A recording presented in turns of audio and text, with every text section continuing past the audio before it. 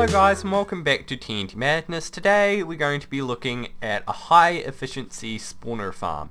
And the reason I'm doing this because in the last week's video when I did how to factions, I did a really small spawner area that you could fit into essentially any part of your base. And that's really good, but there's one major problem with it, which I did know about but I didn't really go over that much, is it is extremely inefficient because you want to have as much space possible for your mobs to spawn in, and that is what this spawner is for. This is more of a general purpose one, as you can technically make this more efficient, but as a general rule of thumb, this is a really good spawner layout that you can use for pretty much any farm, and it's really good space efficiency. It's really good for pretty much any sort of mob farm you are trying to make, and it will work essentially on any server too that has spawners.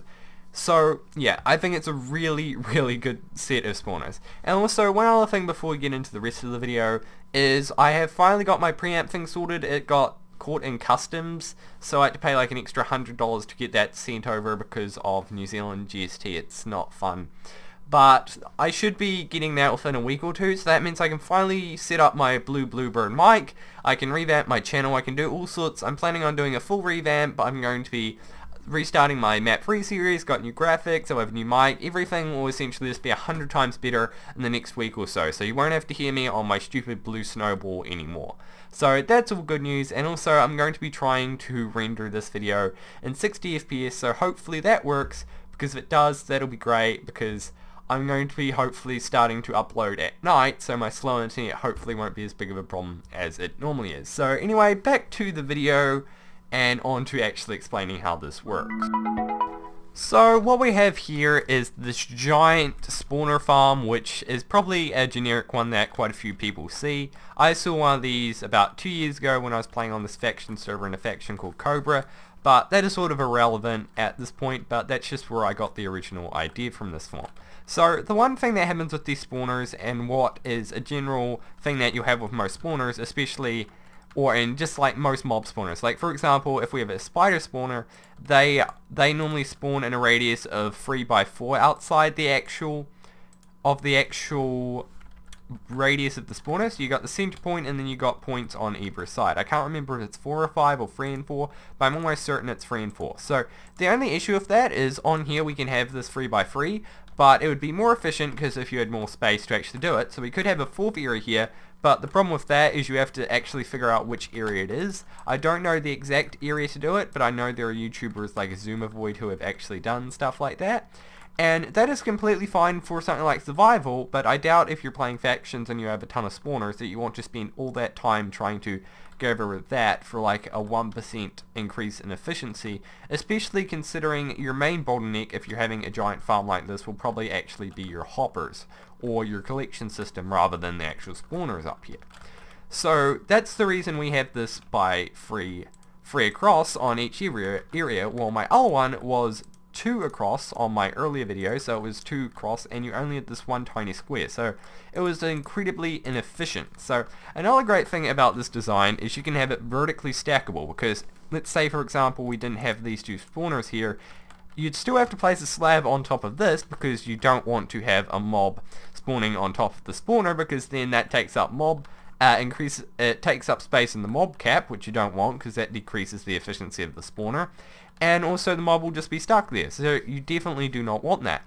And since you can't have any mobs spawned in the middle, you can use the space in between here as actual places to place other spawners. So even if you made this as only a 1, made it really tall and fit it into like a 9x9 space, you can still stack these as high as you want, or as high as your base. So we could probably fit all of this in like a 200 high one of these, which is 9 tall. So that is extremely good. So another thing about this design is it is infinitely expandable. We can expand it left, right, sideways, but you can really only expand it so much because you have to be in loaded chunks, and if you don't know what that means, it means if you're standing on some point, like let's say here, the mobs around you will spawn, but if I am way over here, for example, as you can see, the iron golem stops spawning because the chunks, well, they're loaded, but they're not in my range. So you can see, so what you'd have to do if you had a massive one of these is you'd have to have some sort of AFK area inside the very middle of your actual spawn,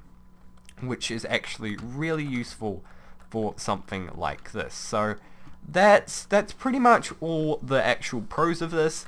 It works on all mobs, so it doesn't matter if you have an iron golem or a pig or a spider. You can use this on pretty much all mob spawners, and it's a great general rule of thumb just to have this for pretty much any spawner if you're trying to make a high efficiency spawner farm. And if that is wrong, then please tell me in the comments below.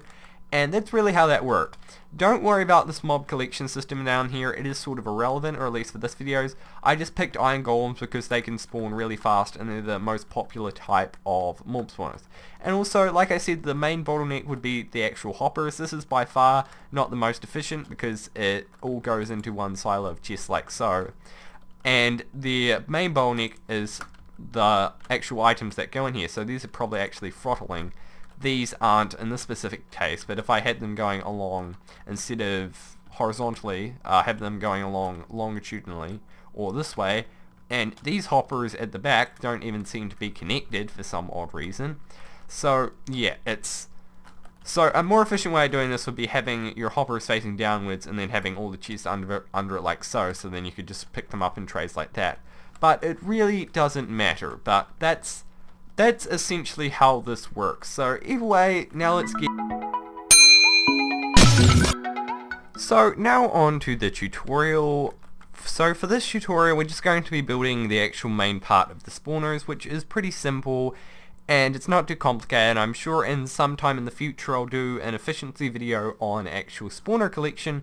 So if there's a video out now, there should be a card on screen, or if not, we'll just go along with this and you can just make probably the standard hopper tray or water tray or something like that. So anyway, what you're going to need is you're going to need some building blocks, the spawners that you're going to be using, which we're going to be using iron golems, and you're going to need some slabs, which I'll grab shortly, and you're going to need this giant area. So what this obsidian represents is our wall. So you're going to need a wall that goes one block higher than the very top of your spawner, or the same height as your slab, so we'll get onto that shortly.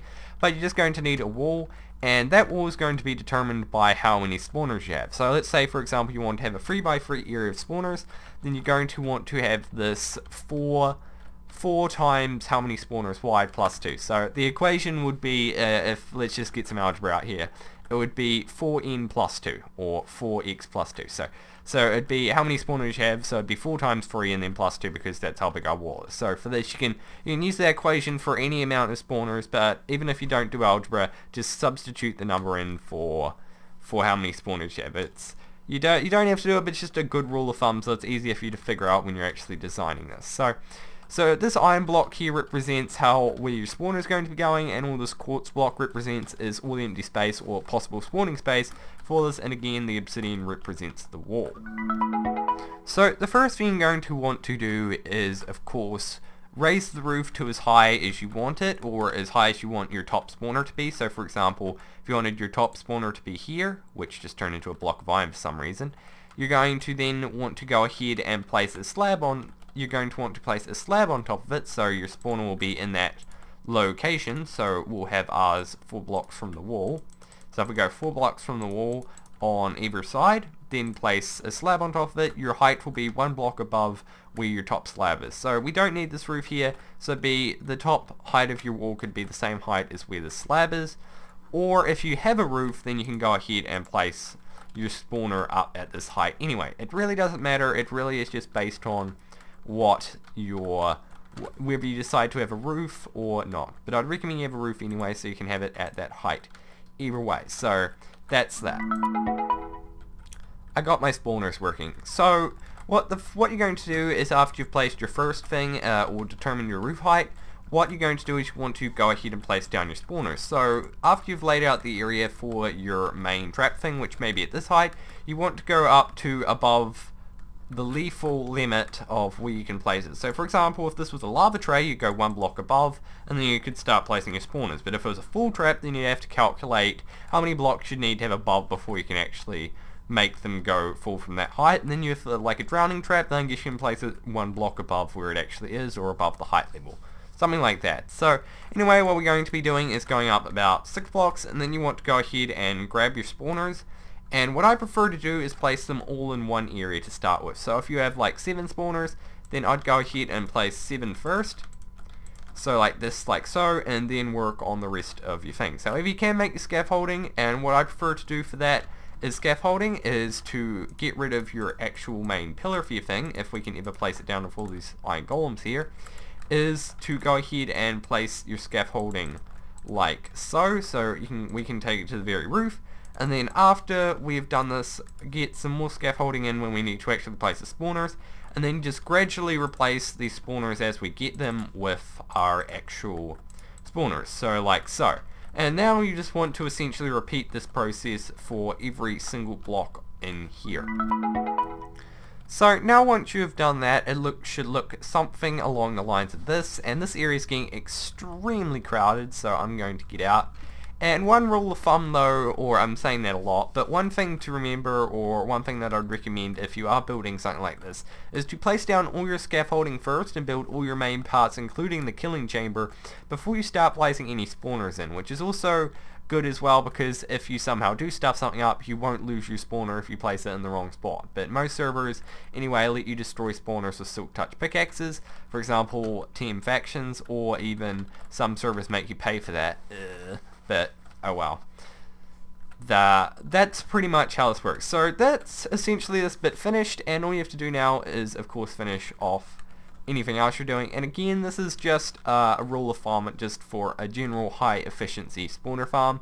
You may have different ideas, but I just think this is the most basic one that works pretty much well for essentially all spawners. So yeah, my frames are starting to dip slowly from these, so I'm just going to go outside this box now, and then you just want to check that everything is actually still working. So anyway, hope you guys did enjoy this video, and if you did, please hit that like button, just because I'm going to be working on a lot of stuff lately. But also, if you have any questions about the spawner farm, then ask me in the comments below. I will look at them and answer all your questions and comments. And if you have any video ideas that you want me to do in the future, then please tell me. But anyway, goodbye from TNT